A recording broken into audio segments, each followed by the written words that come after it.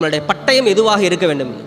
இரட்சணியம் என்னும் தலைசிராவையும் தேவ வசனமாகிய ஆவியின் பட்டயத்தையும் எடுத்துக்கொள்ளுங்கள். பைபிள் தான் நம்மளுக்கு சரியான ஆயுதம். தேவன் நம்மை அணுகுவதற்கும் மற்றவர்களை நம்ம அணுகுவதற்கும் ஆண்டோடைய வார்த்தை மாத்திரமே நம்மளுக்கு எப்படி இருக்குன்னு சொன்னாங்கன்னா ஒரு பட்டயமாக இருக்க வேண்டும் என்பது தேவனுடைய திட்டமாக இருக்கிறது. சர்ச் பயோனியர்ஸ், ரிஃபார்மர்ஸ், யாரை வேணால் எடுத்துக்கோங்க. யாருமே எனக்கு எட்டுன அறிவுக்கு, எனக்கு சொல்லிக் கொடுத்த அறிவுக்கு யாருமே சண்டை போட்டு எதுவுமே சாதிக்கலை. எல்லாமே சாதிச்சது எப்படின்னா, பைபிள் எடுப்பாங்க, ஜெபம் பண்ணுவாங்க.